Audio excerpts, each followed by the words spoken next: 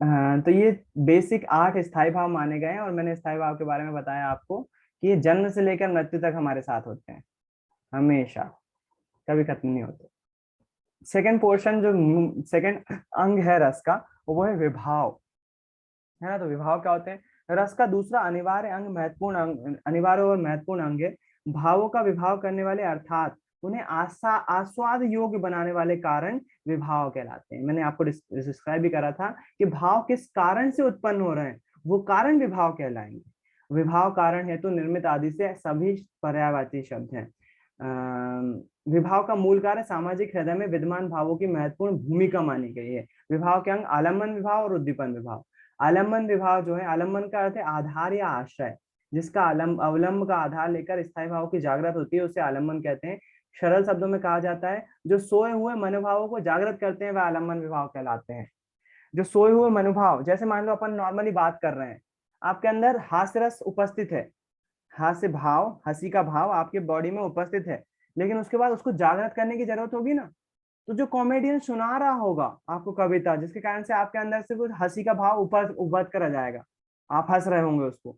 तो जो जिस कॉमेडियन ने आपके अंदर भाव उत्पन्न किया ना, वो क्या कहलाएगा? आलम्बन विभाव कहलाएगा वो बंदा, क्योंकि उसके कारण से आपके अंदर उत्पन्न हुआ है, सोया हुआ भाव जो है वो जागृत हो गया है ना। चाहे वो आपके अंदर हंसी जगा रहा हो, चाहे वीर रस जगा रहा हो, रौद्र रस जगा रहा हो, क्रोध जगा रहा हो, कुछ भी जगा रहा हो, उसको क्या बोलेंगे हम? आलम्बन विभाव। उसके कारण से वो जागृत हुआ है वो भाव आपके अंदर। जैसे लिखा हुआ है, श्रृंगार रस के अंतर्गत नायक नायिका आलम्बन होंगे, अथवा वीर रस के अंतर्गत युद्ध के समय के भाट एवं चरणों के गीत सुनकर शत्रु को देखकर योद्धा के मन में उत्साह भाव जागृत होगा। इस प्रकार आलम्बन में चेष्टाएं उद्दीपन विभाव कहलाती हैं, जिसके अंतर्गत देशकाल और वातावरण को भी खैर इस पर नहीं समझो, केवल समझने वाली बात यह है कि जैसे नायक नायिका है, नायक नायिका आपस में बात कर रहे होंगे, प्रेम के बारे में बात कर रहे होंगे, तो उसके कारण से, नायक नायिका के कारण से क्या होगी? आपके अंदर भी प्रेम भाव जागृत होगा, उसको बोलेंगे हम आलम्बन विभाव। उसी प्रकार से अगर जो है वो कोई युद्ध भूमि में जो है वो बात कर रहे होंगे, युद्ध के बारे में बात कर रहे होंगे, या फिर कैसे लड़ना है, साहस पैदा कर रहे होंगे, चारण भाट होते थे, है ना, भाट एवं चरणों।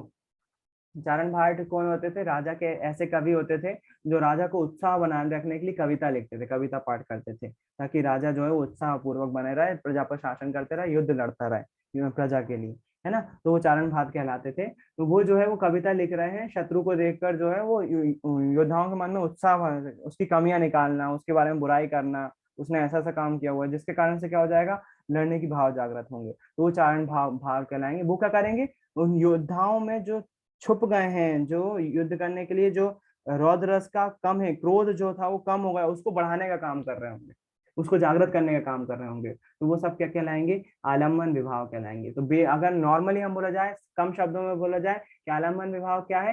वो कारण जिसके कारण से हमारे अंदर सोया हुआ भाव जागृत होता है, वो कारण क्या कहलाएगा? आलम्बन विभाव कहलाएगा। सिंपल सी बात है। उसके बाद दूसरा विभाव के अंतर्गत दूसरा अंग है उद्दीपन विभाव।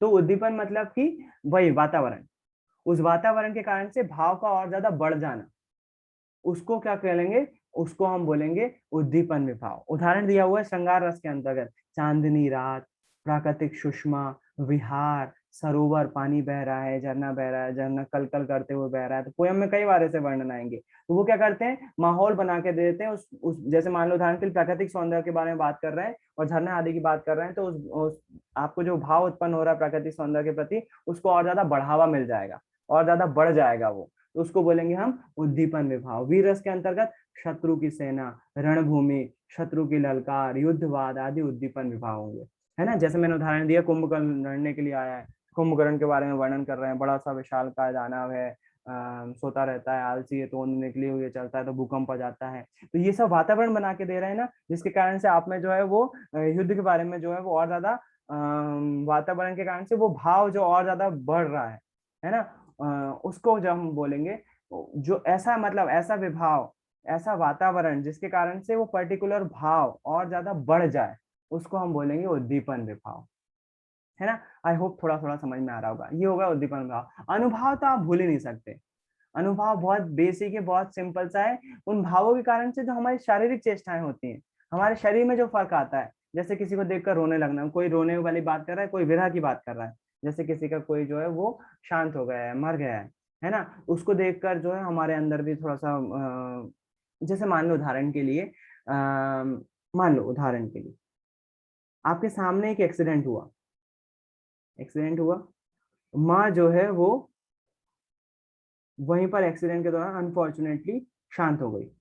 उस माँ के साथ एक छोटा सा बच्चा था, बेबी था 6-7 महीने का। वो बेबी को कुछ नहीं हुआ और वो माँ के बगल में बैठकर रो रहा है।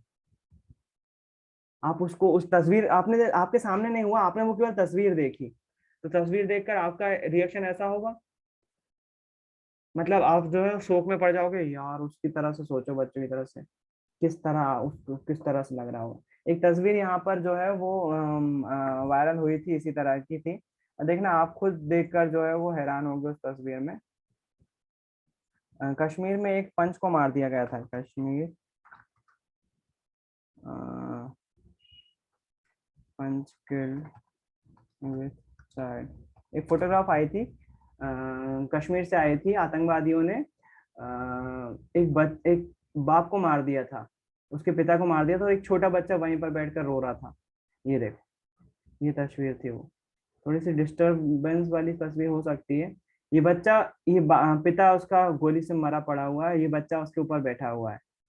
उसको अभी भी लग रहा है कि उसका पापा या दादा जो भी थे वो जिंदा है, अभी अभी भी उसको ऐसा लग रहा है। तो इस तस्वीर को देखकर आपके अंदर जो फीलिंग आ रही है ना,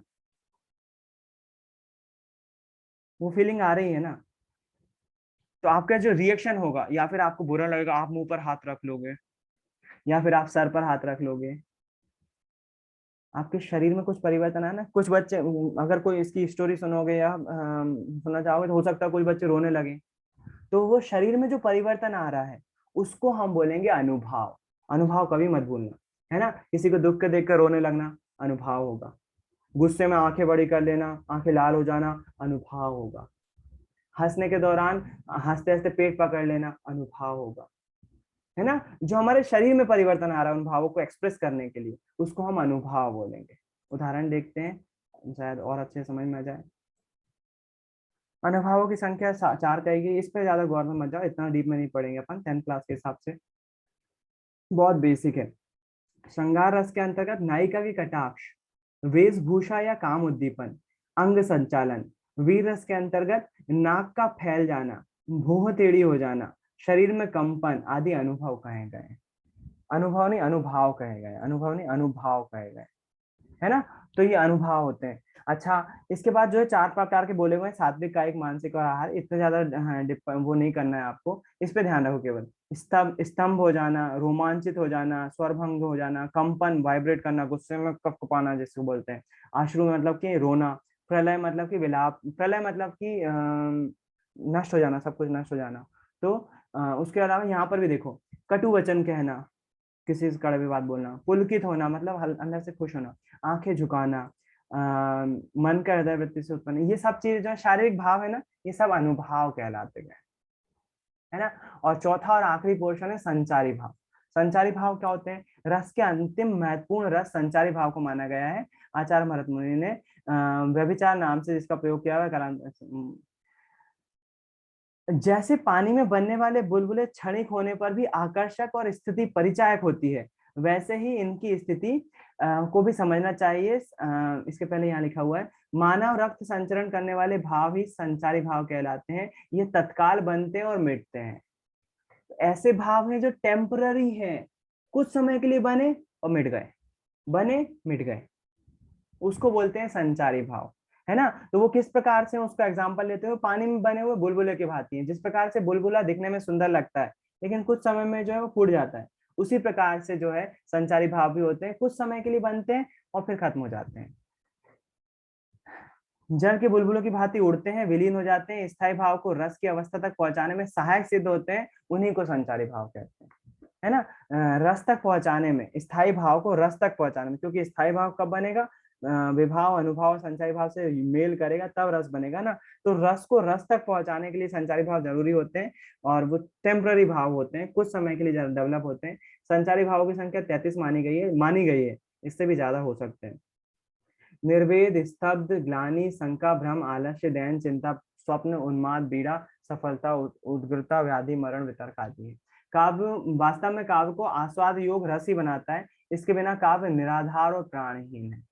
अगर आपको कोई कहानी पढ़ते से आप उसका एंजॉय नहीं कर पा रहे, उसके महत्व को समझ नहीं पा रहे, उसकी कल्पना नहीं कर पा रहे हो, तो क्या मतलब का है उस कहानी का? वो बोरिंग हो जाएगी कविता, ये कहानी, है ना। जिसके इसी कारण से जो है बोला हुआ है आस्वाद योग, मतलब हम उस भाव का आनंद ले सकें, उसको हम रस बोलते हैं, है ना। एक तरह से इसको इस तरह से भी समझने की कोशिश करो। अगर हास्य रस नहीं होगा कविता में तो हम हंस नहीं पाएंगे। आपके डेली लाइफ में बहुत कम ऐसे मोमेंट होंगे जहां पर आपको हंसी की प्राप्ति हो रही होगी। कविता या काव्य वो चीज होते हैं जो कि आपको उस भाव की जो है वो, देखो उदाहरण के लिए, बुरा मत मानना, और ना ही मैं गलत बोलना चाहता हूँ, और ना ही कभी मैं चाहता हूँ कि आपके परिवार में ऐसा कभी हो। हमको शोक की प्राप्ति कब होगी, हमको दुख कब होगा? ज्यादातर दुख तभी महसूस होगा जब हमारे घर में जो है वो किसी की मृत्यु हो जाएगी, तब हम उस शोक को वाकई में सही रूप में महसूस कर रहे होंगे। क्या हो, क्या हम उस शोक को महसूस करने के लिए किसी कोशिश करें कि हमारे घर में किसी की मृत्यु हो जाए? हम ऐसा सोचें कि हमारे घर में मृत्यु हो जाए? नहीं सोचे, कोई पागल ही होगा जो ऐसा सोचेगा। नहीं सोचना चाहोगे ना। क्या हो यदि किसी कवि ने एक प्रकार का लेख लिख दिया हो जो दुख की प्राप्ति आपको किसी घर में मरण के प्राप्ति हो, जो भाव की उत्पत्ति आपको किसी घर में मृत्यु पर महसूस हो। कितना अच्छा हो यदि किसी को लेख को पढ़कर ही हमको वो दुख की प्राप्ति हो जाए, उस दुख को महसूस कर सके, उस शोक को महसूस कर सके। बहुत अच्छा होगा ना कि हमने कोई लेख पढ़ा, कविता पढ़ी, और हमें सेम वही भाव की महसूस महसूस हो जाए जो हमको उस टाइम होगा जब किसी की मृत्यु हो जाती है हमारे घर में, तब हमको जो भाव महसूस होगा किसी को पढ़ने से महसूस हो जाए, तो अच्छा नहीं होगा? हमारे लिए तो अच्छा है। हम घर में नहीं चाहते हमारे घर में किसी का भी शोक हो, किसी की मृत्यु हो, हम बिल्कुल नहीं चाहते। तो यद्यपि वो सनातन सत्य है कि आए हैं, जन्म है तो मृत्यु निश्चित है, लेकिन हम शोक को महसूस करने के लिए केवल वेट करेंगे कोई मरेगा तब हम शोक को महसूस करेंगे। उससे अच्छा हम वो पढ़ लें, अगर पढ़ने से हमको वही भाव की प्राप्ति हो जाती है तो कितना अच्छा है। उसी तरह से सभी भावों में, अगर मान लो उदाहरण के लिए हम प्रेम की बात करें, अगर हम वो प्रेम की प्राप्ति करने के लिए हम वेट करें कि हमारी जो है वो सब शादी होगी, तब हम उस प्रेम को जो है वो महसूस कर पाएंगे, तब हम उस प्रेम के भाव को महसूस कर पाएंगे कि प्रेम क्या होता है। उसको वेट करना पड़ेगा आपको। कितना अच्छा हो कि अगर आप किसी कवि ने वो कविता लिख दी है और कविता से पढ़ने पर आपको उसी प्रेम की अनुभूति हो जाए, उस प्रेम की प्राप्ति हो जाए जिसके लिए आपको शादी का वेट नहीं करना पड़े। कितना अच्छा होगा ना। बिल्कुल, है ना। ऐसी हंसी के मोमेंट की बात करें तो अगर हमारी डेली लाइफ में बहुत कम ऐसे मोमेंट है जहां पर हमको हंसी आ रही होती है, कितना अच्छा हो कि यदि हम कोई लेख पढ़े और हमको हंसी आ जाए। अब ऐसी वीर रस का उदाहरण है, आप युद्ध भूमि में लड़ने जाओगे, कभी लगता है आपको जीवन में, आपको कभी भगवान ना करे ऐसा कभी मौका मिले, लेकिन मुश्किल से चांसेस बहुत कम है कि आपको युद्ध पर लड़ने के लिए जाना पड़े। तो हम क्या वीर रस की प्राप्ति कभी कर पाएंगे? उस जो आप सोचो, आप इमेजिन करो, आप युद्ध भूमि पर बंदूक लेके खड़े हो, देश की रक्षा कर रहे हो, आपका मनोबल कितना ज्यादा अच्छा होगा, मेरे देश की रक्षा करना है मुझे, मेरा शत्रु जो है वो मेरे भारत पर जो है वो कदम नहीं रखना चाहिए। उस टाइम की थोड़ा सा इमेजिन करो कैसा माहौल होगा। तो उस वीर रस को महसूस करने के लिए आपको युद्ध में जाना पड़ेगा? क्या जरूरी है कि आप बॉर्डर पे जाकर ही उस वीर रस को महसूस करो? हम घर पर रहकर एक कविता पढ़कर उस वीर रस की प्राप्ति नहीं कर सकते। कितना अच्छा होगा अगर हम एक कविता पढ़ लें और वही वही भाव महसूस कर सके जो एक सैनिक जो है वो बॉर्डर पर रहकर महसूस कर रहा हो। बहुत अच्छा नहीं होगा? इसी कारण से काव्य जो है, रस जो है वो जरूरी हो जाते हैं काव्य में। हिंदी साहित्य में जो है रस जरूरी हो जाते हैं कि हम जो है एक पोयम को पढ़कर उन सभी भावों की अनुभूति कर सकते हैं जो हमें शायद कभी जिंदगी में प्राप्त होगी नहीं, या होगी तो बहुत टाइम बाद होगी, हमें वेट करना पड़ेगा उस भाव की अनुभूति का, उसको महसूस करने की वेट करना होगा। समझ में आ रहा है ना रस की इंपॉर्टेंस कितनी जरूरी है काव्य में? हम खुद बैठे बैठे एक कविता पढ़कर जो है रस को प्राप्त कर सकते हैं, उस अनुभूति को प्राप्त कर सकते हैं, उस भाव को प्राप्त कर सकते हैं जिसको जो है वो हो सकता है हमें लाइफ में कभी मिले ही नहीं, अगर मिले तो बहुत लाइफ में बहुत ज्यादा बाद में मिले। उसकी अनुभूति हम अभी कर सकते हैं, उस भाव को महसूस कर सकते हैं। ज्यादा अच्छा नहीं होगा? यही अच्छा होगा। और रस इसलिए काव्य में जो है वो जरूरी हो जाते हैं, है ना। तो आई होप आपको इंपॉर्टेंस समझ में आई होगी कि रस है क्या, हिंदी साहित्य में रस क्या मतलब के हैं, और उसकी इंपॉर्टेंस क्या है, कौन कौन से अंग है और वो उन अंगों का काम क्या है, और रियल लाइफ में हमारे कहाँ कहाँ काम आ रहे होते हैं, है ना। आई होप थोड़ा बहुत समझ में आया होगा। रसों की बात यहीं पर स्टॉप करता हूँ मैं, यहीं पर खत्म करता हूँ।